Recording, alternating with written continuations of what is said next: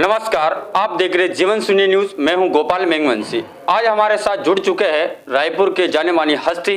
आज हमारे साथ मौजूद है, उनका नाम है अरिहंत शुक्लेचा उर्फ बंटू भैया के नाम से लोग अधिक पुकारते। आज हमारे साथ वो जुड़ चुके हैं, हम उनसे आज खास बातचीत करते हैं। सर, हमारे चैनल में आपका बहुत बहुत स्वागत है।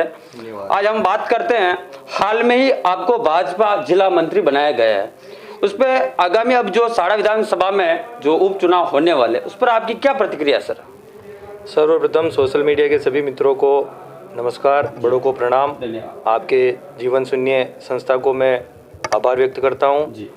आपने पूछा हाल ही में मुझे जिला मंत्री बनाया गया है। मैं सर्वप्रथम जिले में जो जिलाध्यक्ष जी हैं माननीय लद्दूलाल जी तेली साहब, आदरणीय पूर्व जिलाध्यक्ष जी दामोदर जी अग्रवाल साहब, युवा मोर्चा जिलाध्यक्ष जी अनमोल जी पारासर साहब का सभी का धन्यवाद देता हूं कि उन्होंने मुझे संगठन में जो दायित्व दिया है उस दायित्व का मैं बखूबी पालन करूंगा। संगठन को मजबूत बनाने का प्रयास करूंगा, अधिक से अधिक युवाओं को जोड़ूंगा, भाजपा को सशक्त व मजबूत करने का मेरा पूरा प्रयास रहेगा। और आने वाले उपचुनाव में विधानसभा में भाजपा को पूर्ण रूप से हम विजय हों, इसके लिए हम पूरी मेहनत करेंगे। युवा की अलग अलग चारों तरफ क्षेत्र में टीमें बनाएंगे ताकि भाजपा को पूर्ण रूप से मतलब बहुमत मिले और हम जीत जाएं आराम से। और सुना है कि जिला मंत्री बनने के बाद आपकी पार्टी के लोगों ने सर विरोध किया, क्या बात यह सच है सर?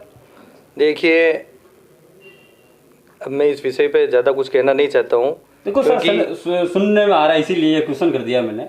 ऐसा है कि जब कोई आगे बढ़ता है तो स्वाभाविक तौर पे विरोध होना उसका जायज़ है, लाजमी है। लोग विरोध करते हैं और मैं ये समझता हूँ विरोध होता है तो ही आगे बढ़ने की हिम्मत आती है और इससे एक नई ऊर्जा मिलती है।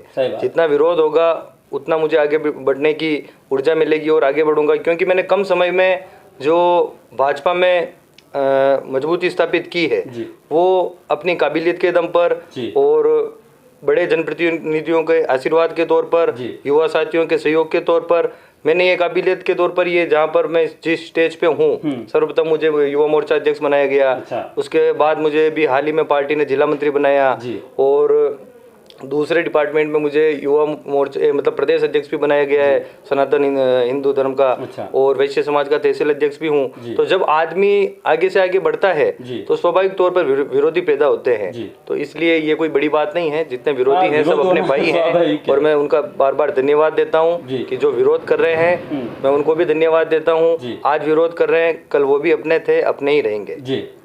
और जो अभी किसान आंदोलन चल रहा है काफी दिनों से, उस पर आपकी क्या प्रतिक्रिया सर? किसान आंदोलन चल रहा है मैं समझता हूँ ये किसान आंदोलन नहीं है, ये एक डकैत आंदोलन है। क्या बात कर रहे हो? क्योंकि आपको पता हो तो इस आंदोलन का मुख्य कर्ता है राकेश टिकैत जी। अब राकेश टिकैत नहीं, वो है राकेश डकैत। अच्छा। क्योंकि अगर ये किसान आंदोलन होता जी तो आप खुद सोचो, आप एक संस्था से जुड़े हुए हो, पत्रकारिता का काम कर रहे हो, अगर किसान आंदोलन होता तो आज भारत कृषि प्रधान देश है जी।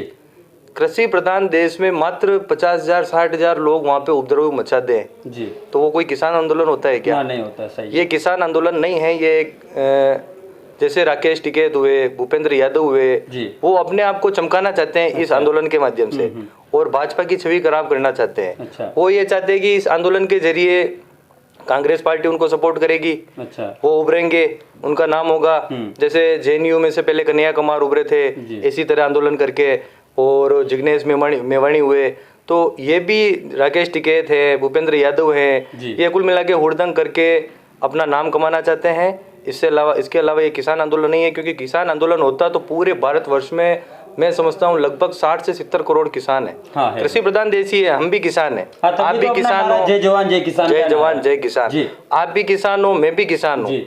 आज हम हैं क्या आंदोलन में शामिल? नहीं है। सही। कौन किसान आंदोलन में शामिल है? आज आप कहीं भी सर्वे कर लो, हर किसान उसके खेत में होगा या घर में होगा, वो 10 घंटे 12 घंटे काम करता है, क्योंकि वो काम करेगा तब जाके उसको 2 जून की रोटी मिलेगी। अब वहाँ पे आंदोलन वो कर रहा है जो किसान है ही नहीं, वो तथाकथित किसान है जो कुल मिला के उपद्रव फैलाना चाहते हैं, दंगा फैलाना चाहते हैं, सरकार को बदनाम करने की कोशिश कर रहे हैं। उनका मूल लक्ष्य यही है कि वो अपने आप को चमकाए कैसे। अच्छा। और जबकि राकेश टिकैत और भूपेंद्र यादव इनके नेतृत्व में जो ये किसान आंदोलन का नाम रखा गया है, ये मैं आपको बताना चाहूंगा, इनके ऊपर कई मुकदमे दर्ज हैं। अच्छा। और राकेश टिकैत करोड़ों की संपत्ति के मालिक है। अच्छा। अब वो ऐसा किसान है जो करोड़ों अरबों की संपत्ति का मालिक है। तो अब आप ये देखो वहाँ पे जो 1 लाख की संख्या होगी या 50, 60, 70 हजार जो भी वहाँ पे संख्या है, आप मान के चलो इतना फंड कहाँ से आ रहा है? जी, किसान है। तो उन किसानों को वहाँ पे कौन भरपाई कर रहा है? वहाँ पे रहने की, पीने की, खाने की रोज के लाखों रुपए की व्यवस्था हो रही है। ये सब फंडिंग आ रही है बाहर से, विदेशों से। जो काला धन मोदी के माध्यम से बाहर गया विदेशों में, जो कांग्रेसियों का था, वो सब काला धन विदेशों से यहाँ पे आ रहा है। अच्छा। वो उनको फंडिंग कर रहे हैं, वो उनको उत्तेजित कर रहे हैं और इस आंदोलन को हवा देने का कार्य मुख्य रूप से कांग्रेस का रहा है। अच्छा, आपका मानना ही है? मुख्य रूप से हवा कांग्रेस ही दे रही है और इस आंदोलन को वही चमका रही है। बाकी ये फर्जी आंदोलन है, किसान आंदोलन बिल्कुल भी नहीं है। किसान आंदोलन होता तो आज हर किसान पूरे भारत में जगह जगह धरने देता, प्रदर्शन करता, ज्ञापन करता। आप दिल्ली बॉर्डर में जैसे 3 बॉर्डर पे अभी ये किसान धरना दे रहे हैं, गाजीपुर बॉर्डर, सिंघू बॉर्डर, एक टर्की बॉर्डर, ऐसा कुछ है। तो वहां पर अगर ये धरना दे रहे हैं तो पूरे भारतवर्ष में धरना क्यों नहीं हो रहा है? सही बात। अगर हकीकत में ये किसान आंदोलन है तो पूरे भारत में इसका धरना होना चाहिए, ज्ञापन होना चाहिए, पर ये किसान आंदोलन है ही नहीं। जैसा कि आपने देखा 26 जनवरी के दिन इन्होंने कितना हुड़दंग मचाया। लाल किले के ऊपर जो हमारी अस्मिता से जुड़ा हुआ है, देश का नाक है, वहां पर इन्होंने जाके शराब पी रखी थी। कम से कम कितने आदमियों ने शराब पी रखी थी। वहाँ पे दंगे हुए, हमारे जवानों को जख्मी किया। वहाँ पे अपने झंडे जो हमारी आन बान शान है उसके नीचे एक अलग झंडा फहराया गया। अब ये काम किसान कर सकता है? नहीं, किसान का काम ये काम किसान कतई नहीं कर सकता है। इसलिए ये आंदोलन किसान आंदोलन के नाम पे एक भ्रम फैला रखा है। ना तो ये किसान आंदोलन है, ये सिर्फ कांग्रेस की और ये मुख्य मैंने जो आपको नाम बताए राकेश टिकैत और भूपेंद्र यादव, ये मिली जुली इनकी चाल है ताकि कांग्रेस भाजपा को बदनाम कर सके और ये नेता अपना नाम चमका सके। इसके अलावा ये कुछ भी नहीं है। अच्छा। और सर मेरा एक सवाल आपसे और है, जो अभी 1 फरवरी को आम बजट पेश हुआ उस पर आपके क्या विचार है सर? अभी जो आम बजट पेश हुआ, माननीय देश की वित्त मंत्री निर्मला सीतारमण जी ने देश के लिए बजट पेश किया। मैं समझता हूँ ये हर नागरिक के लिए विकास का बजट है। हर नागरिक के लिए विकास का बजट है। माननीय मोदी जी ने संपूर्ण भारत में हर नागरिक को हित को ध्यान में रखते हुए ये बजट भारतवर्ष के लिए पेश किया है। इसमें सबसे मुख्य बात आप देखोगे तो मोदी जी ने कहा था जान है तो जहान है। सही बात। मतलब कितनी बड़ी बात है, जान है तो जहान है। सही बात। आप और हम यहाँ बैठे हैं, अगर हम स्वस्थ हैं, सुरक्षित हैं तो यहाँ बैठे हैं। अगर हम स्वस्थ ही नहीं हैं तो फिर क्या है? तो सबसे बड़ा स्वास्थ्य और चिकित्सा के लिए ये बजट माना जाएगा, क्योंकि 2.25 लाख करोड़ के लगभग ये इस बजट में स्वास्थ्य और चिकित्सा क्षेत्र में दिया गया है, जिसमें सबसे पहला लक्ष्य यही है कि आप सुरक्षित रहें, स्वस्थ रहें। और कोरोना के लिए भी 35,000 करोड़ माननीय वित्त मंत्री जी ने दिए हैं अपने राजकीय कोष से, और चिकित्सा क्षेत्र में भरपूर सहयोग किया है जिससे हर आदमी सुरक्षित रह सके, स्वस्थ रह सके, सुखी रह सके। ये बजट हर आदमी के लिए, हर नागरिक के लिए विकास का बजट है। और इंफ्रास्ट्रक्चर में भी मैं कहूँगा, क्योंकि आप देखो अभी बड़े बड़े 4 राज्य जहाँ पश्चिम बंगाल, असम, आंध्र प्रदेश, इनमें लाखों करोड़ रुपए वहाँ पर, टोटल बजट 34 लाख करोड़ का था, तो लाखों करोड़ रुपए वहाँ पर सरकार ने दिए। तो इसके माध्यम से हजारों लाखों लोगों को रोजगार मिलेगा। सही बात। तो हर नागरिक के लिए बजट विकास का बजट है और बहुत अच्छा बजट है। अच्छा। और सर मेरा आखिरी सवाल है वो खास है अपने साड़ा विधानसभा के लिए, जो अभी उपचुनाव साड़ा विधानसभा में होने वाला है। सुनने में आ रहा आप भी विधायक प्रत्याशी रूप में दावेदारी कर रहे हो आप? गोपाल जी, सबसे पहले मैं आपको ये कहना चाहूँगा कि भाजपा का एक सिद्धांत है, भाजपा और कांग्रेस में बहुत फर्क है। कांग्रेस सिर्फ परिवारवाद पर चलती है और भाजपा राष्ट्रीय पार्टी है और राष्ट्र के मुद्दों पर चलती है। हमें यही सिखाया गया है इस पार्टी में कि चाहे प्रत्याशी कोई हो उससे हमें मतलब नहीं है। हमारा प्रत्याशी कमल का फूल है। कमल का फूल। अगर भारतीय जनता पार्टी मतलब सिंबल कमल का फूल है, अब चेहरा कोई भी हो, हमारा प्रत्याशी कमल का फूल है। और लोकतंत्र में दावेदारी करने का अधिकार सबको है। आम नागरिक दावेदारी करने का अधिकार सबको है। तो मेरा भी, मेरे परिवार का भी राजनीतिक बैकग्राउंड ही रहा है पुराने जमाने से ही। तो जैसे मेरे दादाजी यहाँ पे प्रथम प्रधान थे। अच्छा। 17 साल तक वो प्रधान रहे। मेरी माता राम भूतपूर्व सरपंच रही यहाँ पे।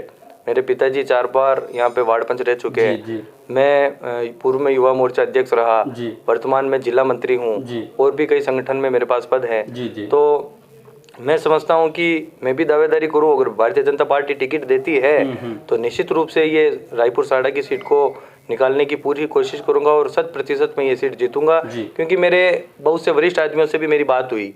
उनके आधार पर मुझे लगा कि मैंने उनसे फीडबैक लिया, ऊपर के स्तर के नेताओं से भी बातचीत की, मांगने का हक है। अगर देगी पार्टी टिकट तो निश्चित रूप से लड़ेंगे और जीतेंगे, और पार्टी टिकट नहीं भी देती है तो मैंने आपको कहा कि हमारा सिंबल और हमारा प्रत्याशी कमल का फूल है, तो उस कमल के फूल के को जीताना ही हमारा सबसे बड़ा धर्म। अच्छा। और साड़ा विधानसभा की जो जनता है उनको कोई सर आप संदेश देना चाहोगे सर? रायपुर साड़ा विधानसभा की जनता को मैं यही कहना चाहता हूँ कि आने वाले समय में बहुत जल्द तारीखें भी घोषित होने वाली है, क्योंकि नगर पालिका के नगर निकाय के चुनाव हाल ही में हो चुके हैं और भाजपा को स्पष्ट रूप से बहुमत मिला है। 7 में से 6 निकाय में आपको पता होगा कि भाजपा की भीलवाड़ा जिले में भाजपा की सरकार बनी है, मतलब चेयरमैन बने हैं। तो आप ये समझ लो गंगापुर में भी भाजपा का बोर्ड बना। तो उपचुनाव में कोई संशय नहीं है कि हर नागरिक, हर मतदाता भाजपा को पसंद कर रहा है, भाजपा को चाहता है, क्योंकि पंचायत राज चुनाव देख लो आप, ये पालिका चुनाव देख लो, दोनों में भाजपा को पूर्ण रूप से बहुमत मिला। तो कोई संशय नहीं है कि आने वाले उपचुनाव में हम बहुत अधिक वोटों से जीतेंगे। और मैं सभी युवाओं को यही कहना चाहता हूं कि भारतीय जनता पार्टी में बढ़ चढ़कर हिस्सा लें, भारतीय जनता पार्टी के पक्ष में मतदान करें, और भारतीय जनता पार्टी को जिताने के लिए जो भी आपको आगे से दिशा निर्देश दिए जाए, वह आपको जिम्मेदारी दी जाए, उस जिम्मेदारी का बखूबी पालन करें। जी, तो आप देख रहे थे बंटू भाई के साथ हम खास बातचीत कर रहे थे। भाजपा से ये दावेदारी भी कर रहे हैं विधायक के लिए साड़ा विधानसभा के, लेकिन यदि टिकट पार्टी इनको देती है तो इस बार ये दावेदारी करेंगे, नहीं तो इनका कहना है कि जो भाजपा का फूल लेकर आएंगे हम उन प्रत्याशी के साथ खड़े रहेंगे। इसी के साथ आप देखते रहे जीवन सुनी न्यूज़। धन्यवाद।